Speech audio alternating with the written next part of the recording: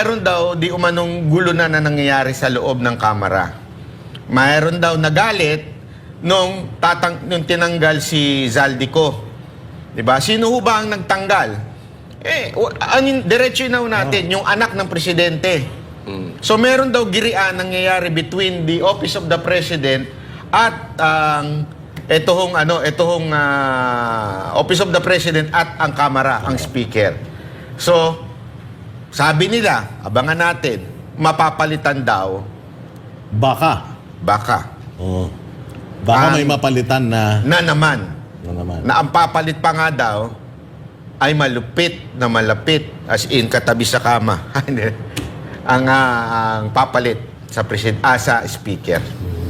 Ayun, at mainit na naman ang mga issue sa lipunan, lalong-lalo na, grabe itong weekend yung mga nakikita nating balita at kanyang umaga, niyanig tayo ng matindi na namang balita patungkol po dito sa budget.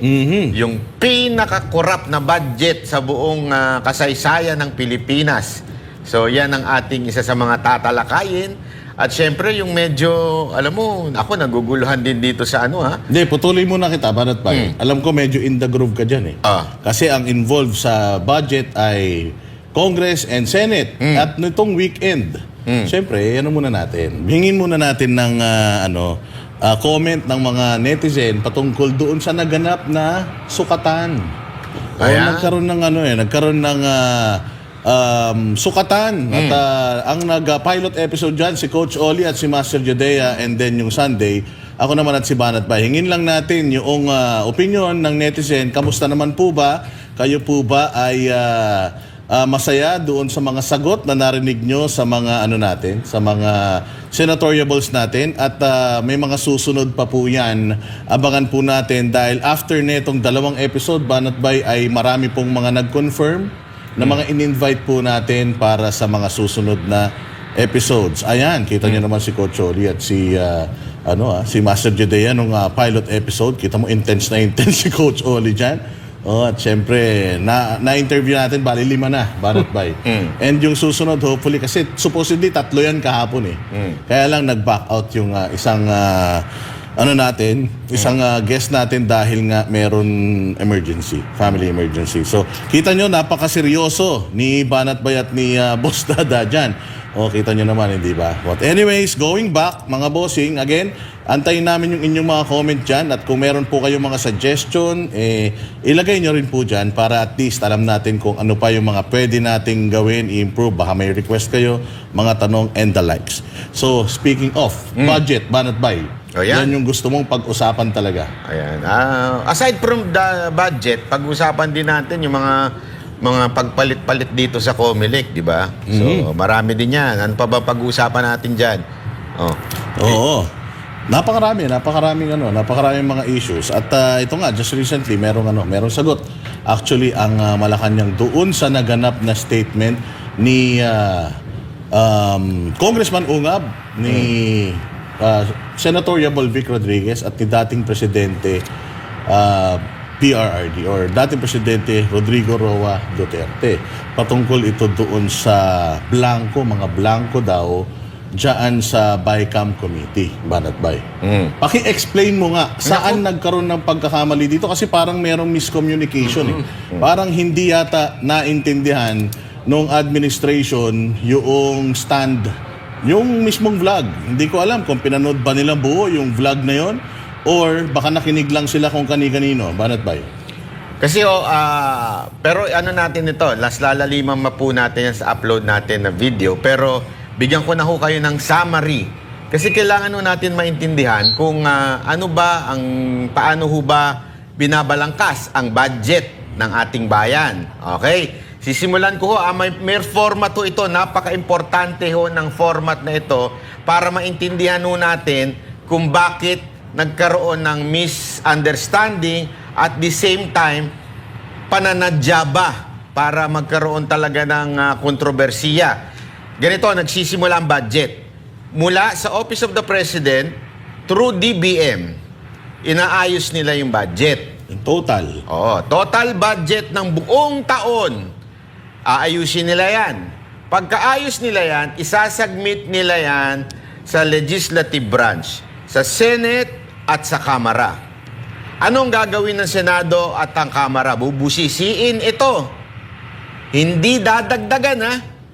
Hindi ho babawasan. Bubusisiin lang. Tatanungin lang yung mga departamento, ano ba ang, paano nyo ba gagamitin ito? Sa madaling salita, check and balance lang ang legislative branch. Hindi po sila ang gumagawa ng budget. Iba ho kasi nangyari ngayon. Parang sila ang gumagawa ng budget. Pagkatapos i-discuss sa Senate, pagkatapos i-discuss sa Kamara, magsasama na sila. Ang tawag dyan, BICAM.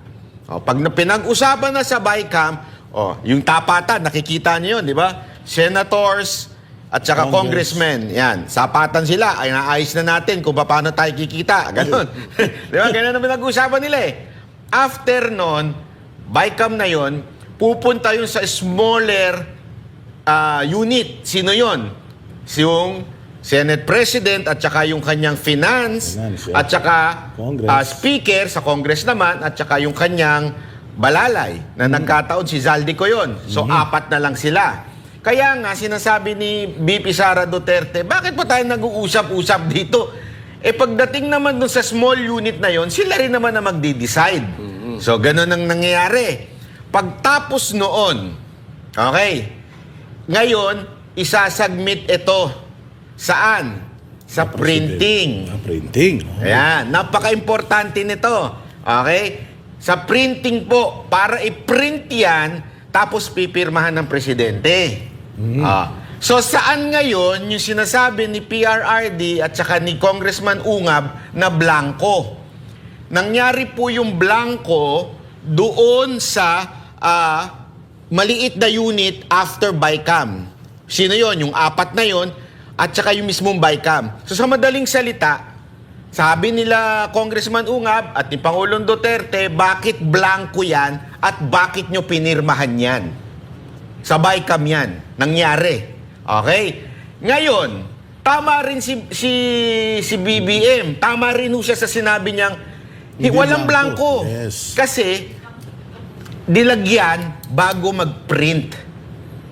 Nagigets nyo?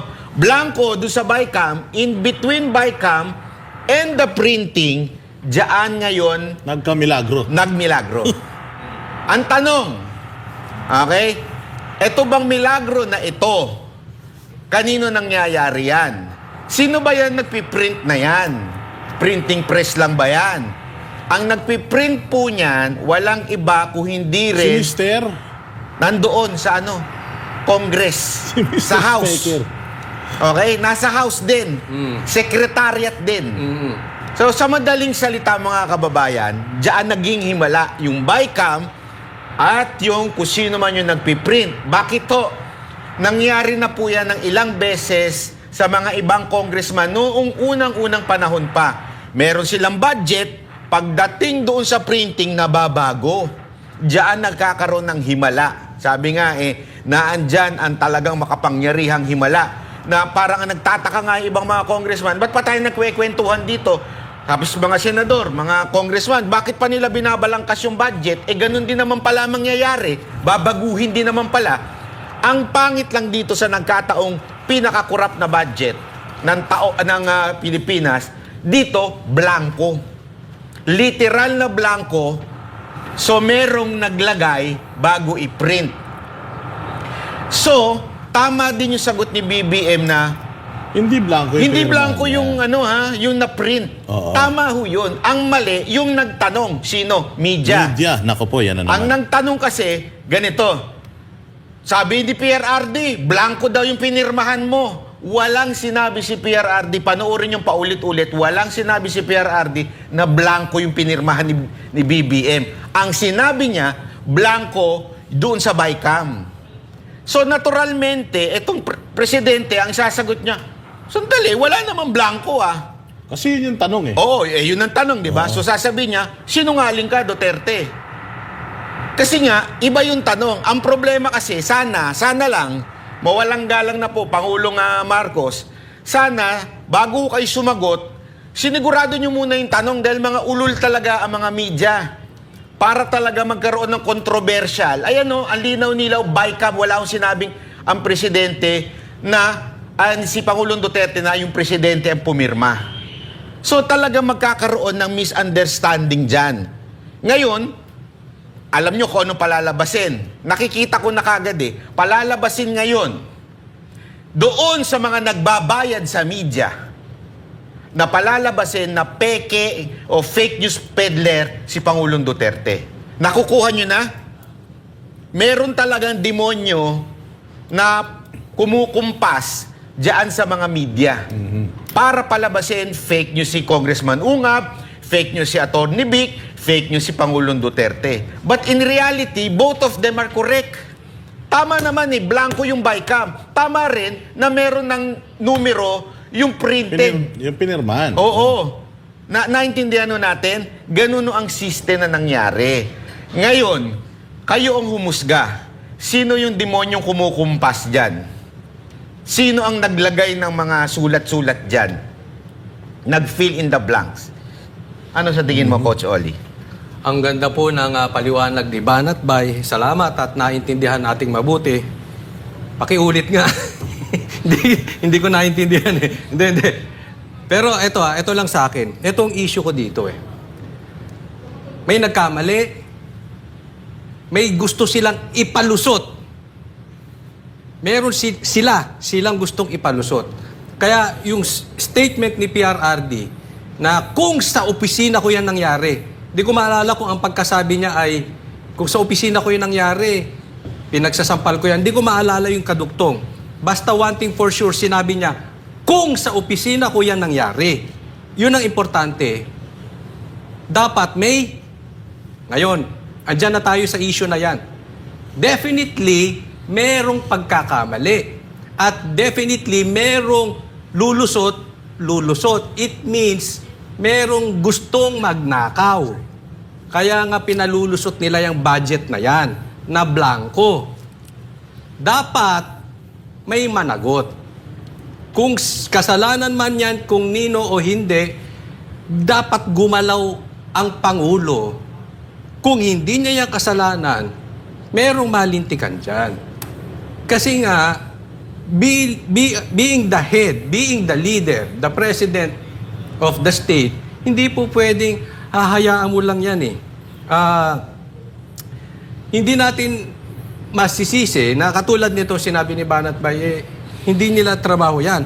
Tandaan po natin, yung trabaho nga ng COA, ginagawa nila, nag-o-audit sila. Diba? Yan nga ang reklamo nila Marcoleta, nagiging auditor na itong ating kamara. Itong Quadcom, nag-aastang COA. So talagang definitely, gagawin nila yan. Ang nakakatakot dito, kung nagkakaroon ng doktoran sa printing, bagamat ito'y ibang halimbawa at ibang opisina, pero kung nagagawa nilang kontrolin itong mga to, paano kung makontrol nila yang dyan sa COMELEC, yung bilangan sa botohan? I mean, hindi natin pinagbibintangan ng COMELEC pero it means may gumagalaw talaga dyan demonyo. May nagkakadoktoran. Ilan pa ang dodoktorin nila dyan? Ilan pa yung ipalulusot nila dyan? Yun po yung usapin dito And definitely, sabi ko nga doon sa aking vlog, tuloy-tuloy ako mag-iingay until merong managot dyan sa kalokohan na yan. Kasi dapat panagutin yan ng presidente, partners. Klaro, dito sa statement ni dating Pangulong Rodrigo Roa Duterte, babasahin natin. I would like to remind Congress, mali ho yan. It is invalid. May sinabi po ba siyang si President Marcos? Wala. Please correct it or record the budget and demand an explanation kung bakit dumating sa inyo yan na blanco. Para kang binigyan ng blanco na cheque. O sige, bahala na kung anong ilagay nyo.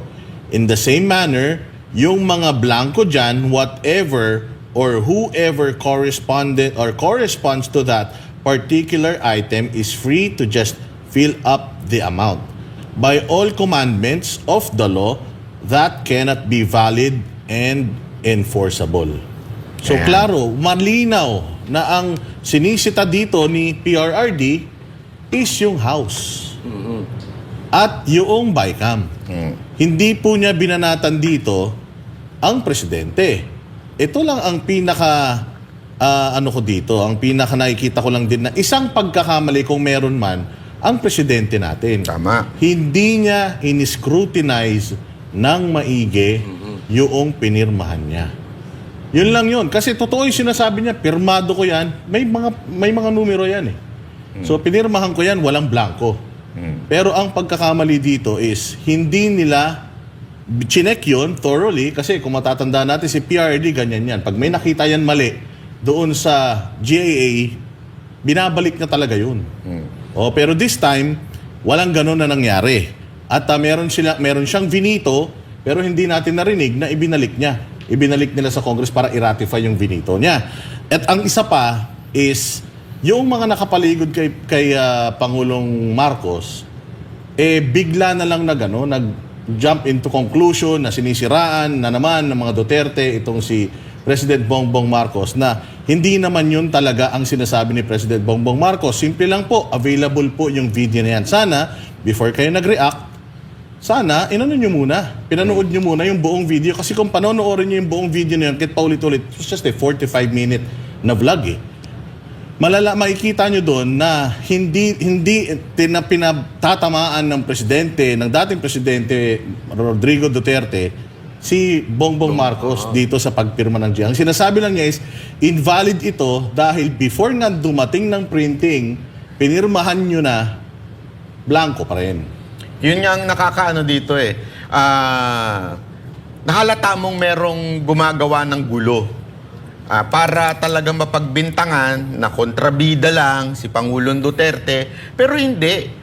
Hindi ho siya kumukontra lang. Kasi yan yung packaging ng iba eh. Kinokontra ni Duterte ang Marcos administration. Hindi ho niya kinokontra. Ang kanyang sinasabi, tinatama niya yung issue na mali. Ano po yun?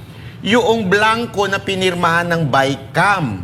Hindi ho blanco na pinirmahan ni Bongbong. Yes. So, ibig lamang pong sabihin nun, mali yung tanong na ginawa ng mga media na sinabing, oy, Mr. President, blanco daw yung pinirmahan mo. Walang ganong sinabi si PRRD. Napakasinungaling po ng media. Yun ang pinupunto natin dito. Hindi ho natin pinupunto na walang mali. Etong si Pangulong Marcos, meron din ho. Bakit? Nakita niyo yung kwento ko? Kanino ho ba nanggagaling ang unang budget? Sa Office of the President through DBM. So dapat, alam mo, eto nga ang tanong ko dyan naisip ko kaagad na, hindi kaya kasangkot yung sekretary ng DBM? Kasi, Yun lang. supposedly, alam mo, kayo ang gumawa, kayo nag-ayos ng budget. Inayos nyo. Tapos, pumunta na ngayon dito sa Senate, sa Congress, tapos sa BICAM, tapos pinrint. Ibinalik sa presidente ngayon para gawing batas na, pipirmahan. Hindi nyo ba chinek? At di nyo man lang inalaya ng presidente at sinabing, Mr. President, hindi yan yung ginawa natin. Binago nila. Hindi nyo ba sinabihan ng presidente? Ano to, kakuntsaba kayo? Ng mga congressman? O ng mga senador? Yun ang tanong dyan eh. Di sana sinabihan niyo yung presidente, Mr. President, etong ginawa natin, tingnan nyo, binago nila. Ito na nangyari. Di sana alam na kaagad ng presidente, ganun ba? Kasi siyempre, hindi ho katulad ni Pangulong Duterte si Bongbong Marcos na binubusisi lahat. Diba? Tandaan nyo, si Pangulong Duterte talagang bubusisi niya, inuumaga siya, binabasa niya lahat. Dito, yun naman ang pagkukulang ng ating presidente. Dapat binusisi niya at dapat yung mga tauhan niya, bago niya pinapirmahan sa kanya, itiningnan ng maigi. Tama ba? Kaya lang, binago nga. Binago nung kung sino mang animal na nag-fill nung blanco at sinabing, ito, idiin nyo. Idiin nyo yung sinungaling si Duterte. Idiin ninyo na ng fake news si Duterte kasi may pirmado ng presidente na meron namang number. Nakukuha nyo na yung takbo. Kaya nga alam nyo mga kababayan, maging mapagmatsyag tayo sa bawat sinasabi, binibitawan na salita. Nung pinanonood ko itong video nila Pangulong Duterte, nung talagang tinitingnan ko, kasi ako, nagdududa ako doon sa pipirma ng presidente na blanco. Makukulong siya dyan. Mapapahamak, tandaan nyo, yung pinirmahan niyan, hindi yung kontrata lang, ha? Yan ay batas. Walang batas na pwedeng pirmahan na blanco. Kailangan kumpleto ang details niyan. Kaya lang, again, yung media, ibang spin. Kaya dapat talaga makinig lang kayo sa SMNI. Yan.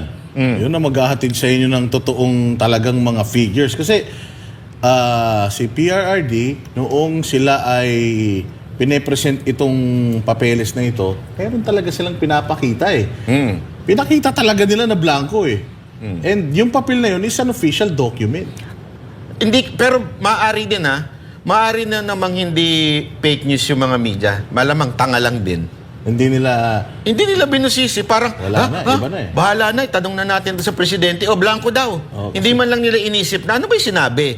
Kasi may mga ganyan media eh. Na basta si Duterte magsalita, hanapan na mali na kagad. hanapan na kagad natin ng mali. Hindi natin titingnan yung details kung ano yung sinabi niya.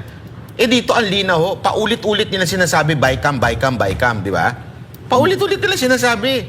At saka sana, isipin nyo to kung yan po yung printed, di ba? Nasa libro yan eh, parang libro yan eh.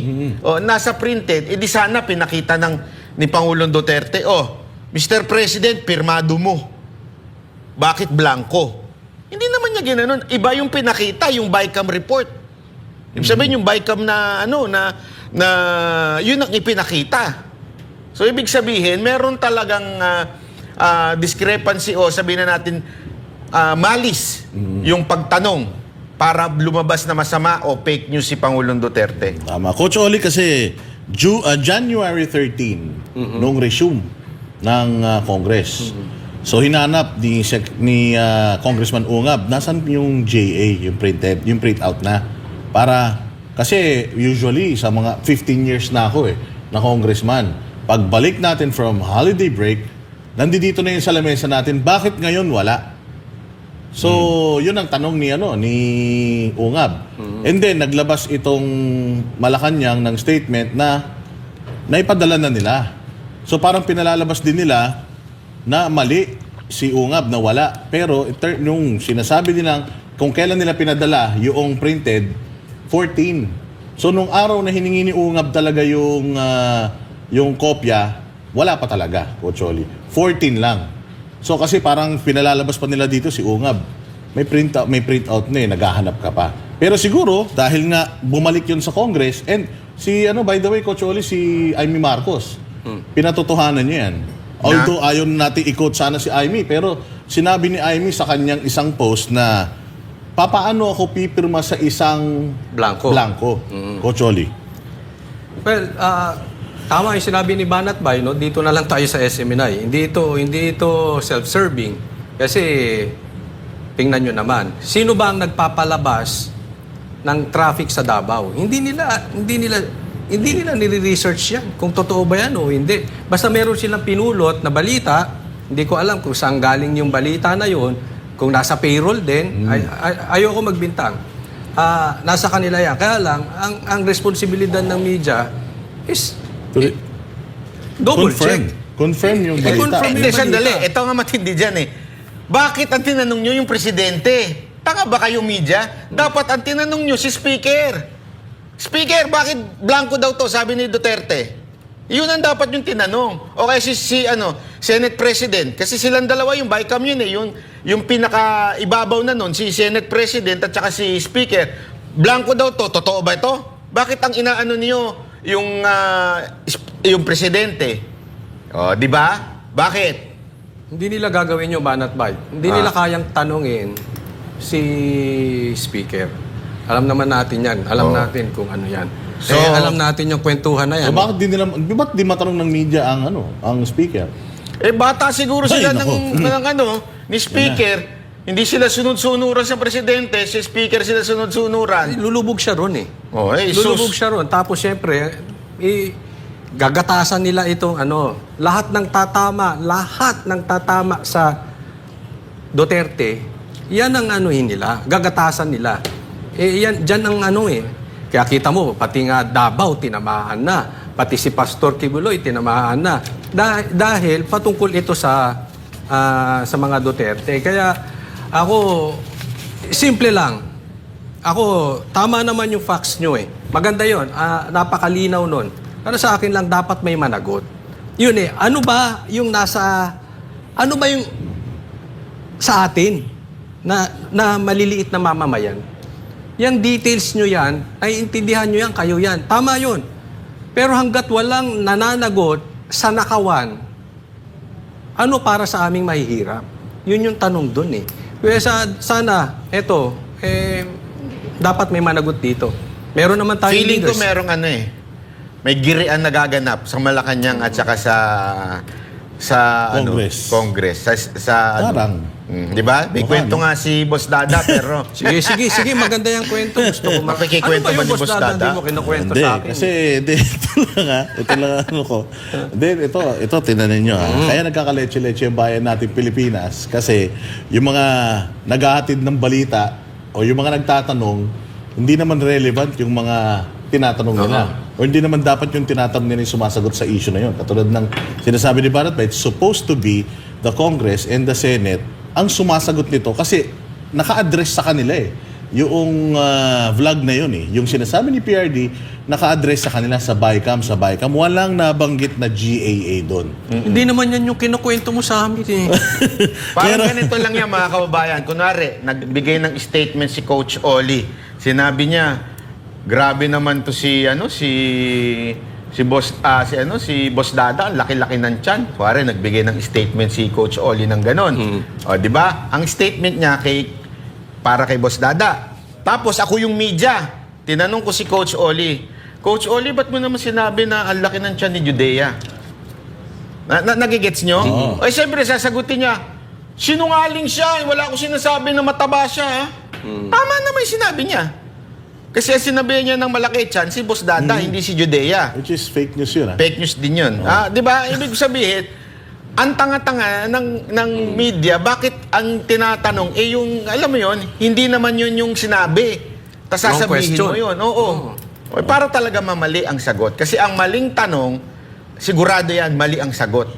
Ayan ang problema natin. Tapos ang paiimbestigahan sa Kongreso, vloggers. Kasi vloggers daw ang naghahatid ng mga peking balita. Yun ang problema. Kasi makikita naman natin, ito, mainstream media, pare-parehas, sabay-sabay na naman. Katulad yung traffic na sinasabi ni Coach Oli, lahat ng media outlet, pati yung mga nagpapanggap ng mga media outlet, naglabas nun. Pero kinonfirm ba nila? Nagpunta ba mismo sila sa Davao para ipakita? Nagalit ba si Barbers? Ang daming kumakalat ngayon na from mga taga Davao, nagpo-post sila rush hour sa Davao na maayos ang traffic flow. Di ba? So, ganito rin dito sa nangyaring to. Ang linaw-linaw, mas malinaw pa sa sikat ng araw, panoorin nyo pa ulit-ulit yung vlog na yon doon sa YouTube channel ni Basti Duterte yun Wala kayong maririnig na paninira sa administrasyon. It was just a question na pwede nyo namang sagutin. Congress, bakit blanco yan? Senate, bakit blanco yan? Hindi, ganito kasi yan. There's always an explanation. Then, kung okay yung explanation, tatanggapin naman Pero ang masaklap, dahil hindi nyo kayang i-explain, papainan nyo yung presidente ng mga tanong na ganyan para yung presidente magbitaw ng salita. Ang nag-aaway ngayon, si PRD at saka yung presidente, which is dapat, di naman talaga sila nag-aaway. At saka ang dito, sa totoo lang, ito distraction sa real issue. The real issue kasi dito is, tama ba yung mga tinanggalan ng budget sa loob nung budget na yan? Nakikita ninyo yung takbo ngayon sa media? Ano ang takbo sa media? Fake news si Duterte. Pero hindi tinanong kung tama ba yung ginawang kabalastugan ng legislative branch, Senate and the Camara, nakabalastugang pinaglilipat, binawasan ng budget, tinanggalan ng budget, ginanito. Naalala niyo, yan ang tunay na issue eh. Ang issue, bakit may akap? Bakit binawasan ng 4-piece? Ang issue, bakit walang budget ang PhilHealth? Nakigets nyo? Distraction ito. Bakit mas mataas ang budget ng DPWH sa education sector? Ibig sabihin, it doesn't prove na kahit, kasi ngayon lumalabas, ang dating sa tao, tama naman pala na pinirmahan ni Presidente Marcos kasi wala naman palang blanco.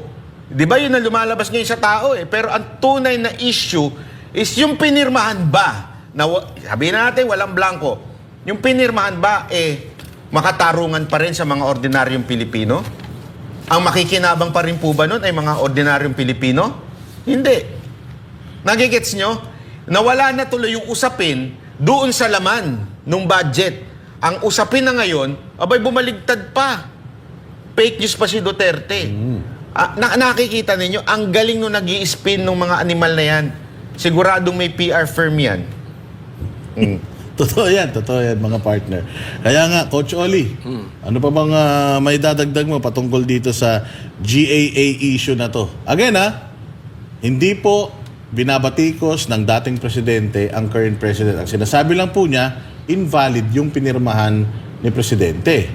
Or invalid yung budget na yan. Dahil nga, pumunta yan sa printing ng blanco. Ang masaklap, blanco pero pirmado.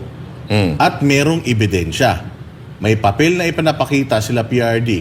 Siguro, kailangan tanongin na rin natin. Since hindi naman nagtanong ng tama yung mainstream media. Kasi ang tinanong ng mainstream media ay si Bongbong Marcos. Hindi naman si Bongbong Marcos ang tinatamaan netong issue na to, kundi yung Congress and Senate. So ang tanong natin, sana po Congress and Senate, BICAM, yung pong mga importanteng tao dyan na mga gumawa nitong budget na ito, explain lang po para malinaw yung issue. Blanco, bakit blanco? Ganyan talaga yan. Nangyayari na yan dati pa. Di ba? Coach Oli. Dapat siguro maglabas din, tama, no? Maglabas din ng official statement itong kampo ni Speaker Martin. No? Kasi hindi naman pwede pagkatatahimik ka na lang, iiwas pusoy ka dyan. No? Ako, I dare them na i-deny nila. Na hindi, oy, teka muna, wala kaming kasalanan dyan, out kami. Sa kanila yan. Diba? Kasi kung tumatahimik lang, parang talagang merong gusto silang patamaan. Siyempre, yan na yung mangyayari ngayon. Duterte Marcos sa mag-ano. But, deny nyo. Kasi ang lumalabas dito, kayo. Okay? Hindi ako hindi tayo nagbibintang. Pero kayo, sa inyo tumatama ito. Now, kung hindi totoo, please deny it. I-deny nyo lang. Kasi alam mo, Boss Dada, meron akong nakausap na medyo isang malaking apelyido Hindi ko na lang babanggitin kung sino. No? At, ang mga sinasabi dito, di nyo ba napapansin na walang reklamo ngayon dyan sa Congress? Na before, may grabe sila. At itong mga makakaliwa, kung paano reklamuhan itong ating Kongreso. Reklamo dito, rally dito, sinusunog tumukan ito.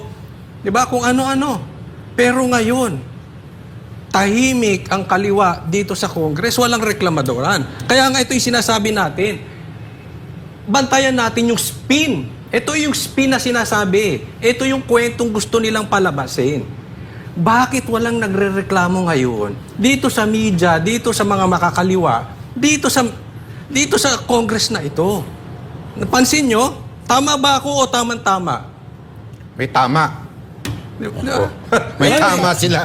Wala na tayong magagawa sa budget na yan, pirmado na yan. Pero ito ito i-ano ko lang ito, i-emphasize lang natin na maigi ito. Alam nyo, itong pangyayari sa budget na ito ay talagang isang iskandalo para sa ating bayan dahil talagang apektado dito yung mga ordinaryong Pilipino. At kung papansinin ninyo, ginawa ito before the election. Ibig sabihin, meron talagang problema. Ang ganda nga nung tinanong namin si Secretary Gonzales, yung tumatakbong senador, 'di ba? Yung Sunday. Sabi niya, ano bang problema sa corruption? It's in the system. Ito yung system na yun. Mantakin mo Isipin nyo na maigi to. Sino, this logic lang ho ito. Gamitin nyo ng matindi. Inayos ng presidente at saka ng DBM. Inayos din ng Senate at saka ng buong Congress. Binatikos lahat-lahat. Nag-BICAM para talaga may check and balance. Tapos sino magdidesisyon? Yung apat lang na tao. Pantakin mo, anak ng wete. Bakit pa tayo nag-aksaya ng panahon dito? Pinag-usapan pa natin to. Alam mo, lahat ng departamento talagang tumitigil during budget deliberation. Tumitigil ang serbisyo sa taong bayan dahil sa budget deliberation. Alam ko po yan dahil nung panahon na si Mokay nasa PCO, halos lahat talaga nakapokus sa budget deliberation. Tapos, sino magdi-decide? 4 na tao lang. Yung 4 na tao lang. Sabi nga nila ngayon, sa pagkakataon nito, sabi nga ni Vice President Sara, 2 tao na lang. Baka sa susunod dyan, 1 na lang. Di ba? Ganon kakurap yung sistema natin. Ngayon, ang problema, pag yung presidente ay hindi mabusisi at yung mga nakapaligid ay kakuntsaba nung 4 na yon, sigurado kung magkakaroon ng magic dyan. Kasi mandakin mo, eto lang ha, congressman ka, pinaghirapan niyo yung budget, tapos magbabago lang pala during the printing. Anong gagawin mo? Bakit pa ako attend ng deliberation? Sisip-sip na lang ako kay speaker. Kaya naman pala,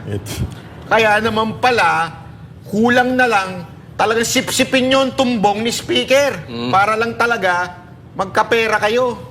Kasi nga naman, sino ba ang magdi-decide? Speaker.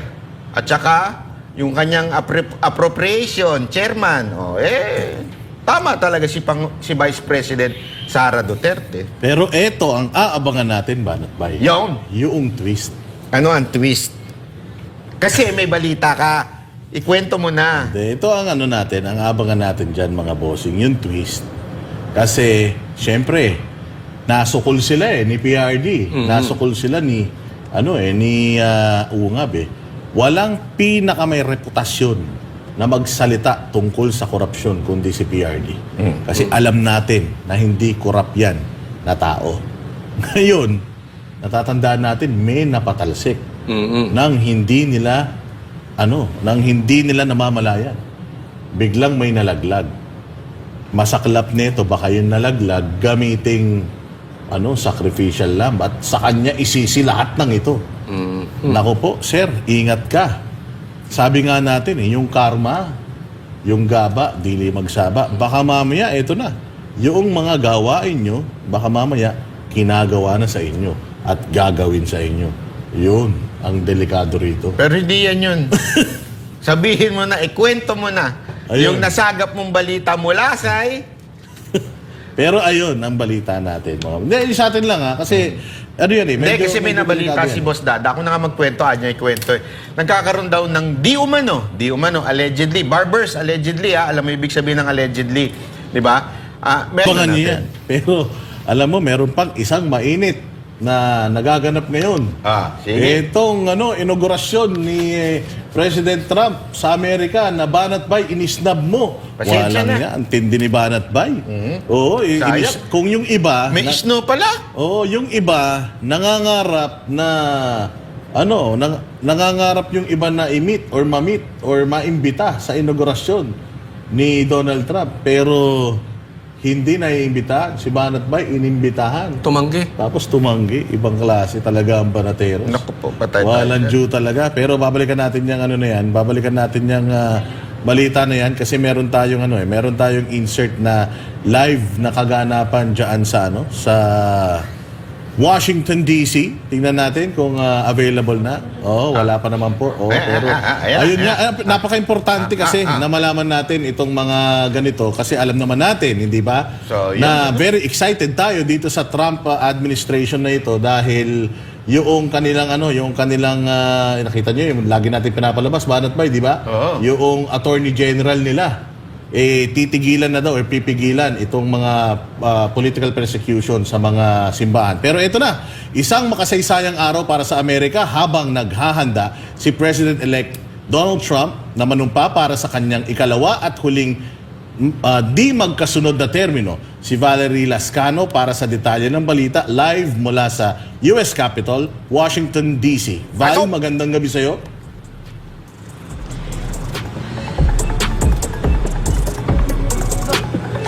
Yes, Boss Dada, Banat Bay, and Master Judea, today is indeed a significant day for America. However, from our vantage point outside the Capitol, we've noticed limited foot traffic due to road closures implemented throughout the day. These roadblocks are part of the comprehensive safety measures established around the Capitol, a National Mall, and the White House to ensure the presidential inauguration proceeds smoothly and securely. In the days leading up to the inauguration, the National Guard, DC Metro Police, and Secret Service have been on high alert. Fences have been erected around key location and federal buildings for crowd control. Although most supporters who intended to witness the ceremonies are currently gathered inside the Capital One Arena. President-elect Donald Trump and Vice President-elect J.D. Vance are set to be sworn in inside the Capitol, specifically in the Rotunda. Members of the Cabinet, Congress, and distinguished guests are expected to attend the swearing-in ceremonies. Following his oath of office, Trump will deliver his inaugural address. In the days leading up to the inauguration, Trump has been quite active. On Saturday, he hosted a spectacular fireworks show at the Trump National Golf Course in Sterling, Virginia. On Sunday afternoon, he and Vance participated in the traditional wreath-laying ceremony at Arlington National Cemetery honoring the tomb of the unknown soldier. That evening, Trump supporters held a vibrant MAGA victory rally at the Capital One Arena. So traditionally, the inaugurations are held outdoors, but the bitter cold weather forced most of the ceremonies indoors. Usually thousands would crowd at the National Mall, but now attendees are gathered in the Capital One Arena to watch this event as it unfolds. Yesterday, we witnessed the various preparations around the Capitol, and we encountered several individuals braving the cold, icy weather just to catch a glimpse of the iconic building before this momentous event. Snowplows have been working diligently throughout the city to ensure roads are clear. But fortunately, snow is not in today's forecast. Back to you. Valerie, our English is busy. Can you speak Tagalog or can you understand Tagalog? No. I Oh, disagree. Your English is available? Yeah, Alright. my English is very much available Banat Bay now. has a question. Ma'am Valerie, how are you? No, just kidding. I was supposed to be there, but life is just a matter of. Just a matter of... Anyways, Valerie, kamusta naman po ang ambience dyan? Siyempre alam natin na hati yung Amerika sa mga Republicans and Democrats. So, kamusta naman po dyan? Hindi po ba magulo? Hindi naman po ba may tensyon? Alam naman din natin na may mga nagaganap pang wildfire sa Amerika. So, kamusta naman po dyan, Madam?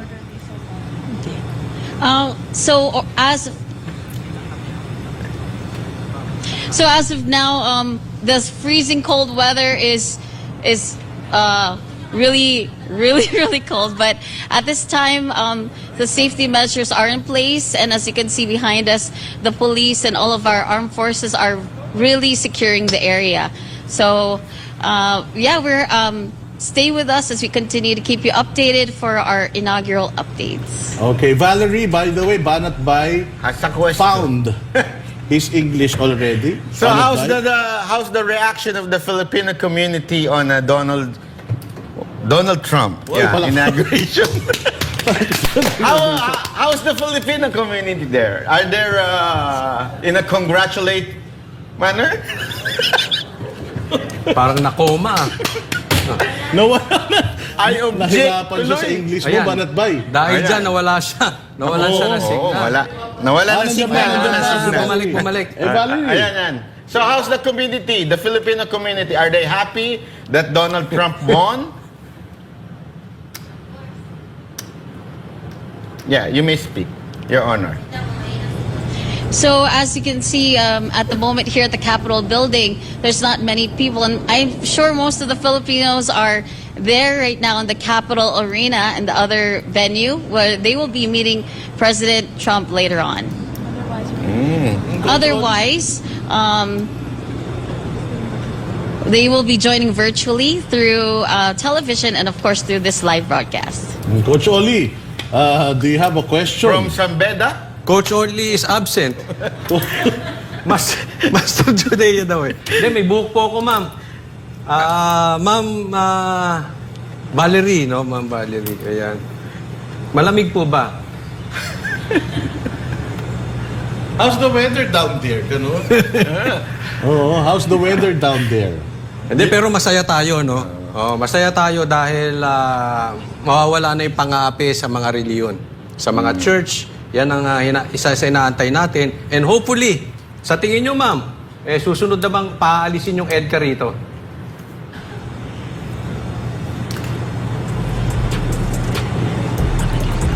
Come again? Patay tayo. Do you have any news or update on the EDCA bases here in the Philippines?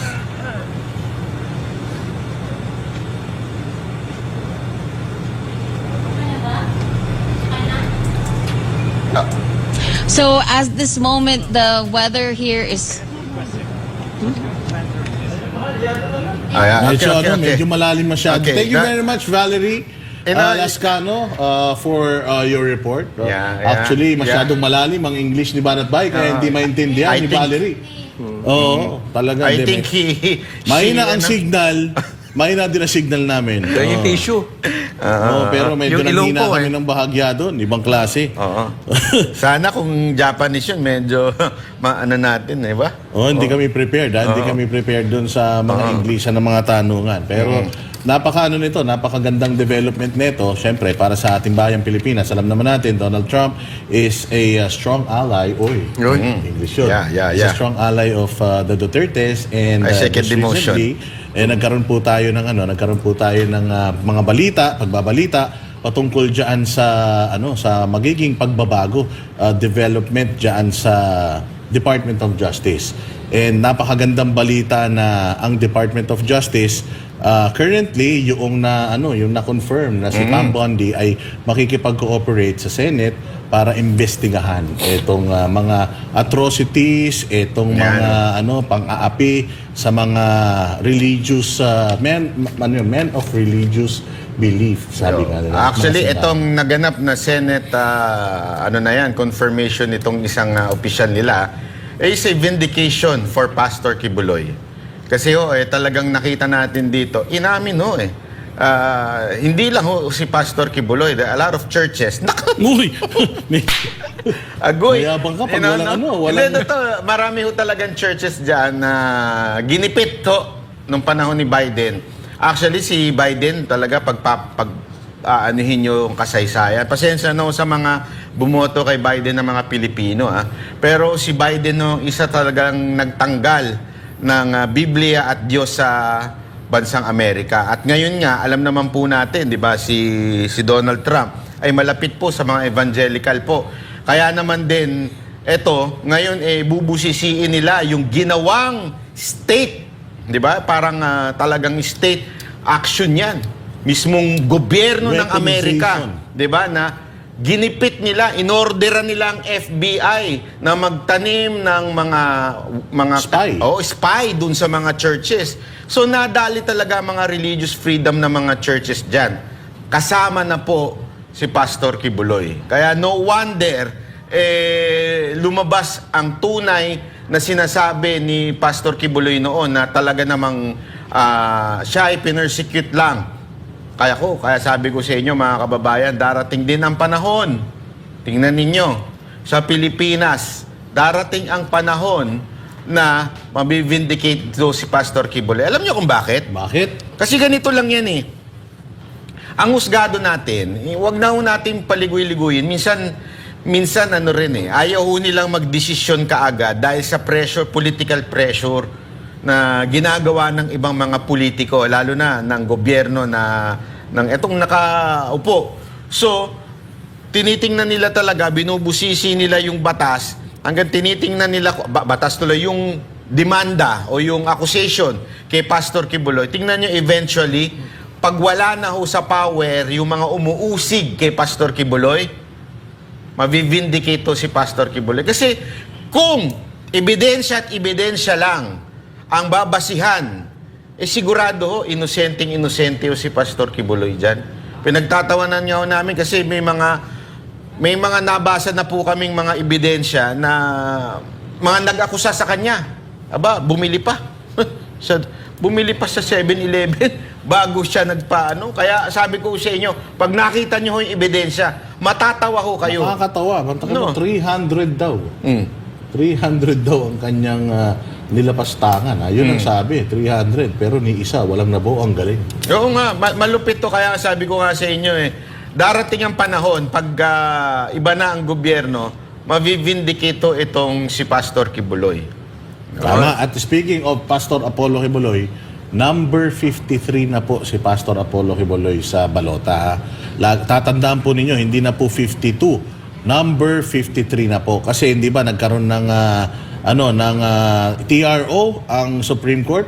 Kaya nasayang yung 150 million ng Kaya lang, mababago daw. Uli. Mababago na naman. Kaya ang tandaan nyo na lang, Pastor Kibuloy. Apollo Carion Kibuloy. Yun ang tandaan nyo. Wag na Apollo kahit yung C. numero. Kibuloy. Pastor Kibuloy, hanapin nyo dyan. Kibuloy, yun. Di ba? Yun kagad ang una ninyong i-check. Yun. Bakit ba? May balita tayo dyan. Basahin mo na. Ipagpapatuloy na ng Commission on Election o COMELEC ang pag-imprenta ng mga balota sa darating na Miyerkules. COMELEC dumipensa naman sa mga natatanggap na TRO mula sa kataas-taasang hukuman. Si Margot Gonzales magbabalita. Muling gumawa ang Commission on Elections o COMELEC ng trusted build para sa kanilang bagong election management system. Kasama sa mga nabago sa sistema ng komisyon ay ang pagkakaroon ng ad feature kung saan maari nang idagdag ang mga pangalan ng mga aspiranteng diniskwalipikan ng komisyon sa pagtakbo sa halalan pero pinaburan naman ng Korte Suprema sa pamamagitan ng pagpapalabas ng Temporary Restraining Order o TRO. Matatandaan ang senatorial aspirant na si Zubair Mustafa at 4 na local aspirants ang unang nakakuha ng TRO na sinundan pa ng 3 local aspirants noong nakaraang linggo. Ngayong araw ng Lunes, nagpalabas rin ng TRO ang Korte Suprema laban sa kanselasyon ng kandidatura ni dating Mandaue City Cebu Mayor Jonas Cortez. Sa ngayon, 9 na aspirante ang kailangang mailagay sa bagong balota, kasunod ng ibinabang TRO ng kataas-taasang hukuman. Ayon kay COMELEC Chairman Attorney George Garcia, pagkatapos ng trusted build ay ang pagpapalabas nila ng opisyal na ballot face templates.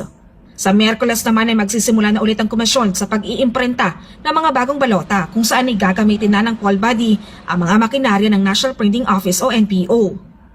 Inform na rin natin ulit ang ating Korte Suprema kapag magre-resume tayo ng printing sa Miyerkules. Ngayong araw na ito, yung mga tauhan natin ay nasa National Printing Office. And for your information, for the first time, ay dineputize namin ang National Printing Office. We're going to release the resolution today, deputizing the National Printing Office in order to expedite everything. Anindigan naman ng komisyon na kailangang manatili sa alphabetical arrangement ang pangalan ng mga kasama sa balota. Ito ay kahit pa may mga umapila kagaya ni Francis Pangilinan na ilagay na lamang sa dulo ng balota si Mustafa.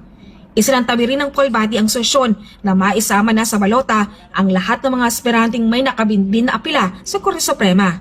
Matatandaan na 117 ang idineklarang nuisance candidate ng komisyon pagdating sa senatorial race.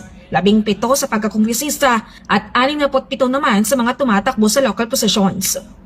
Pero ang problema po natin, bakit pa tayo merong finality kung hindi rin pala tatanggalin ang pangalan sa lista?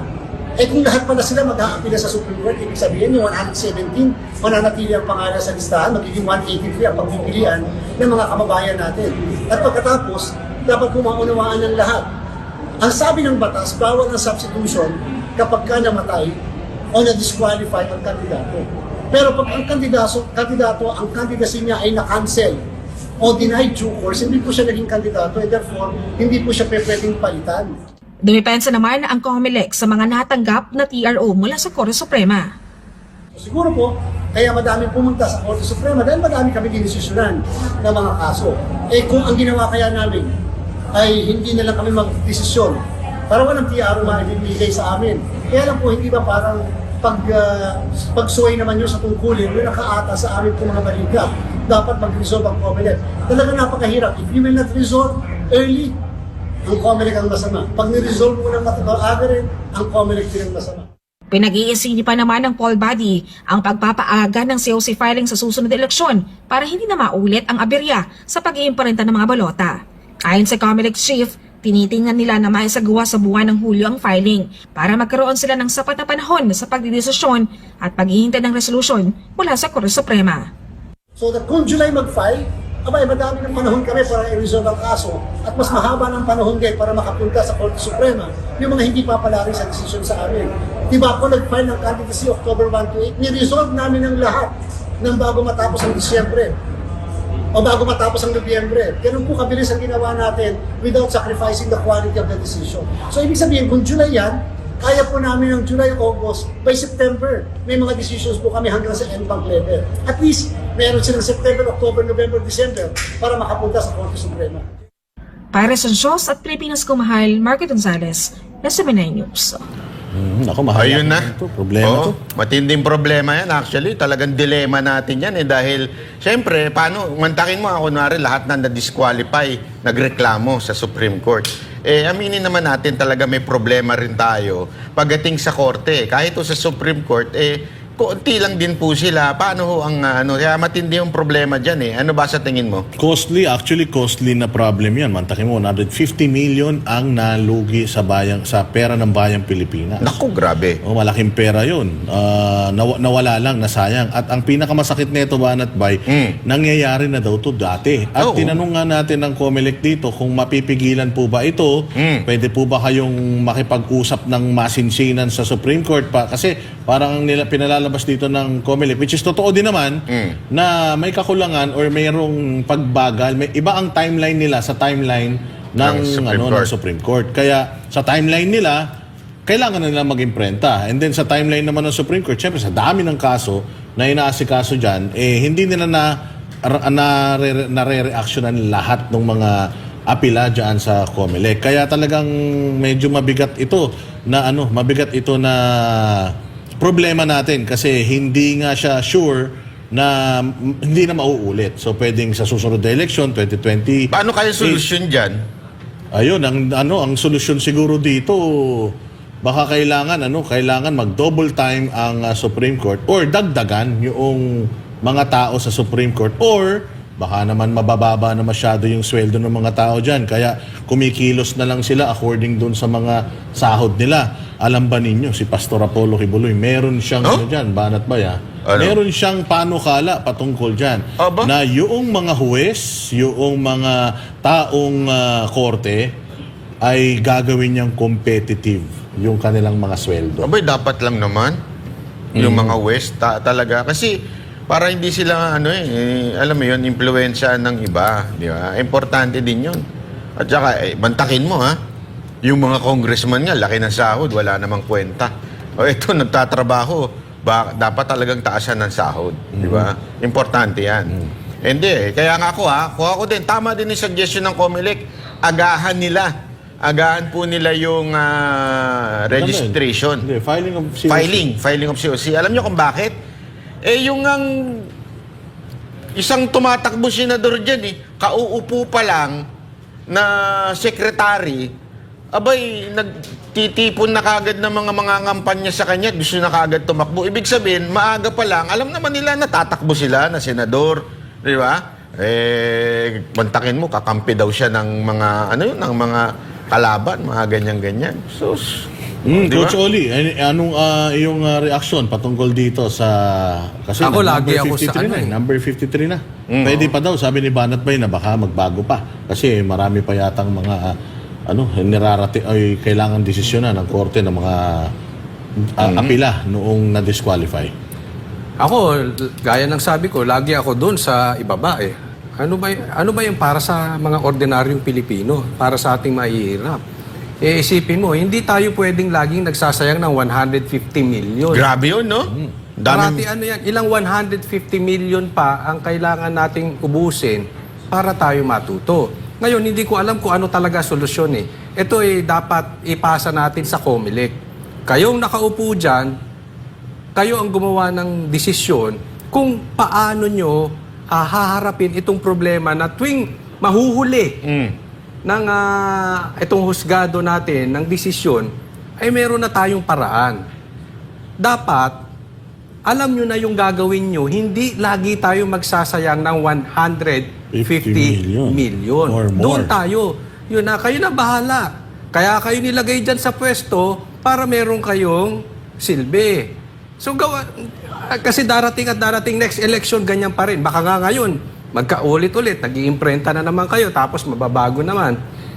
Hindi ko alam kung dadagdagan nyo yung machine nyo para mabilis lang, bandang huli na kayo. I'm no expert. Kaya sa kanila ko yun. Gagamitin daw nila yung NPO, National Printing Office. O, yun. Para makatulong sa kanila. It's up to them. Sabi ko nga, hindi ako eksperto para dyan. Kayo eksperto dyan, make it happen. Pero ang delikado dito, Coach Oli, yung mga papel na yan, valid yan. O, yun nga, isa pa Binabasa yun. ng machine. Yan. Isa So pa kailangan ito, mas matunghayan talaga natin yung pagsira nito. At saka kailangan, kung 6 million na piraso na balota ito, 6 million yung sirain, hindi pa pwedeng 500,000 lang. Kasi Alam mo, isa pang pwedeng madaya yan. Isa pang solusyon yan, digital. Digital. Digital ang pagboto. May app. Ayun na nga. Kaya Yari. takot ang mga tao kasi yung mga OFW, yung botohan. Malaki Digital, problema natin medyo dyan, Boss takot Dada. sila. Nakakatakot yan kasi kung nagkakaroon nga ng anomalya doon sa pirmahan ng bilyong-bilyong trilyon na budget na hindi na natin malaman kung aasa ng mali, eto pa kayang... Kasi tandaan mo yan ha. Halimbawa, number 52 si Pastor doon. Oh, Yung number 52 doon, pag sa bagong program, iba na. Hindi na si Pastor yun. Nagbago na yun. Yun yung dating kasunod, dating 51. Palaki problema natin. So number 53 na po ngayon si Pastor Apollo Kibuloy. Pero dito muna tayo sa isa pa nating balita. Iba't ibang sektor at grupo ang patuloy na nagpapahayag ng kanilang suporta sa Kingdom of Jesus Christ leader na si Pastor Apollo C. Kibuloy na tumatakbo rin bilang senatorial aspirant sa nalalapit na midterm elections. Ngayong Mayo, ayon sa isang grupo, hindi maitatanggi ang magandang track record ng butihing pastor kahit hindi pa ito tumatakbo sa politika noon. Si Sheena Torno, magbabalita. Hindi pa man nagsisimula ang kampanya para sa midterm elections, ay marami na sa ating mga kababayan sa iba't ibang bahagi ng bansa ang nagbigay ng kanilang suporta sa spiritual leader at founder ng Kingdom of Jesus Christ o KOJC na si Pastor Apollo C. Kibuloy. Kasunod ito sa pagtakbo ni Pastor Kibuloy sa nalalapit na national at local election sa buwan ng Mayo bilang senador. Matagal nang advocate ng nation building ang butihing pastor na nakasentro sa isang layunin, may angat ng imahe, moralidad at kinabukasan ng bansang Pilipinas. Sa National Capital Region o NCR, naimbitahan si Pastor Kibuloy sa isang pagtitipon ng grupong Hugpong Bisaya Association Incorporated sa Barangay San Jose Rodriguez sa lalawigan ng Rizal, Linggo, Enero 19. Sa mensaheng ipinaabot ng butihing pastor, isa-isang idinatalya ng kanyang representante ang kanyang mga plataporma at plano na makatutulong sa pag-unlad ng bansa. Kabilang na riyan ang pagsulong nito sa zero corruption, muling pagbuhay sa death penalty laban sa mga tiwali o korap na mga opisyal ng gobyerno. Bukod pa dyan, bibigyan din ng prioridad ni Pastor Kibuloy na matugunan ang problema sa kahirapan, pagkakaroon ng marami at sustainable na trabaho sa pamamagitan ng turismo, pagkakaroon ng National Superhighway System at ang kanyang kampanya kontra iligal na droga at kriminalidad. Lumawak na nga ang mga nagpahayag ng suporta kay Pastor Kibuloy mula sa iba't ibang sektor. Kaya ang mga nabanggit na mga plataporma at plano raw para sa bansa ang naging dahilan kung bakit patuloy siyang hinahangaan ng mga Pilipino. Sabi nga ng grupong Hugpong Bisaya Association Incorporated, si Pastor Kibuloy ang halimbawa ng isang lider na may malasakit sa kanyang kapwa dahil sa mga nabigyan nito ng tulong na walang hinihinging kapalit. Pagmamahal ito sa bayan, bilang siya raw ang isa sa mga tumitindig laban sa mga kalaban ng Estado o ang mga komunista. Naniniwala po kami na isa sa mga dapat naming ihalal ay ang katulad ni Pastor Kibuloy dahil naniniwala po kami na siya po ay isang instrumento para matupad ang aming hinahangad na masugpo ang corruption sa ating gobyerno. Sa tingin ko parang isang sasakyan lang po yan. Kung isang brand new na sasakyan ang gagamitin natin, ito ay magbibigay ng tama at sapat na serbisyo. Which is the same also with our politicians. Dahil naniniwala po ako kung sila ay tatakbo para itaguyod ang kanilang mga personal na pinaglalaban, ito po ay sa tingin ko magagawa ng mga bagong mukha sa politika. Sawa na raw ang mga Pilipino sa mga lider na wala namang magandang nagawa o inatupag sa bansa kundi ang kanilang personal na interes lamang. Totoo po yan, dapat na po talaga halos mga bago na ang dapat na naupo. Nagsasawa na po tayo sa paulit-ulit na lang na namumuno dyan sa Kongreso, sa Senado, pamilya na lang, sila na lang yung nakaupo. At wala naman nangyayari, wala naman pagbabagong inihatid. Kaya kinakailangan po talaga ng sambayang Pilipino ngayon na maghanap ng bagong mukha, ng bagong leader na may paninindigan at mayroon ng track record, hindi lamang sa korupsyon, kundi sa track record sa pagsasaayos sa komunidad na kanyang ginagalawan. Hinikayat nga ng grupong Hugpong Bisaya Association Incorporated ang mga kababayan na magkaisa sa paghahanap ng maayos na leader na mamumuno sa bansa. Totoo po yun, hindi po may tatanggi na talagang ang Pilipinas po ay napakayamang bansa. Subalit dahil nga po sa hindi maayos na pamumuno ng ating mga nakaluklok na leader, ay nararapat lamang po talaga na ang lahat ng Pilipino ay magkaisa na ngayon maghanap ng leader na talagang tatayo at talagang may track record na dyan sa pagsiservisyo sa ating pamayanan sa buong bansa. At yan po ay isa po sa nakita rin po natin sa ating pastor na tumatakbong senador ngayon. Solely nagpaabot na mensahe ang naturang grupo kay Pastor Kibuloy, lalo na sa nararanasan nitong political persecution sa ilalim ng Administrasyong Marcos. Well, magpakatatag po kayo, Pastor, dahil marami pong umaasa at naniniwala po sa inyo at sana ay isa ka sa mapagbigyan ng ating mga kababayang Pilipino na maupo para po sa pagbabago ng ating bansa. Para sa Diyos at sa Pilipinas kung mahal, ito si Sheena Torno, SMNI News. Napakagandang balita niyan. Ito na aking extra last final message. Last na final message. For tonight. For tonight. For tonight. Inawin mo. Kasi alam naman natin. So ito, klarong-klaro ito. Napakagandang balita ito. Hindi lang yung mga Moro, hindi lang mga ibang kongregasyon yung nakakakita ngayon kung anong klaseng leader si Pastor Apollo Kibuloy. Yun din naman ang nagustuhan natin sa kanya, yung kanyang leadership. Yung everything happens for a reason. Sabi nga, itong mga nangyayaring ito na mga naganap dyan sa KOJC, yung pagpe-persecute sa kanya, at itong mga revelasyon dyan sa Senate sa Amerika na talagang na-weaponize yung kanilang Department of Justice para i-persecute itong si Pastor Apollo Kibuloy sa Amerika. And dito sa Pilipinas, tila mo nangyayari din. And nangyari lahat ng yan dahil merong may plano ang Panginoon para kay Pastor Apollo Kibuloy. Marami siyang pwedeng meron siyang meron siyang spiritual power, meron siyang power of wealth, pero pinulitika siya. Wala siyang power of politics. Kaya alam natin na makakatulong siya ng malaki kapag nakapasok siya dyan sa politika. Pag nanalo siya sa Senado, sigurado makakagawa siya ng mga batas na talagang kapakipakinabang sa ating lahat kasi nakita niya yung kakulangan ng batas. Naging biktima kasi siya noong pang-aabuso. Kaya alam natin na lahat ng mga kulang, pupunan niya yan. Imagine mo, 47 bills na yung kanyang ginawa ngayon at nadadagdagan pa yan. Isa lang kasi yan lalong mas nakilala si Pastor Apollo Kibuloy dahil dito sa mga nangyari na ito. At balita ko nga na siya ay nasa loob ng bilangguan, nakita rin niya yung kakulangan sa bilangguan. Nakita niya na hindi natatrato ng maayos yung mga preso dyan. Kaya pati yan ay kanyang sasaklawin. Hindi, parang nakakatuwa sa kanya kasi kahit na nandoon na siya sa sitwasyon na yon, is looking at the bright side. Ang bright side nun is pinaramdam sa kanya yan, pinaranas sa kanya yan para malaman niya na may problema dyan. Siya ang susolusyon dyan. Number 53 sa balota, si Pastor Apollo Kibuloy, pwede mong sirain or pwede mong siraan pero hindi mo kayang sirain.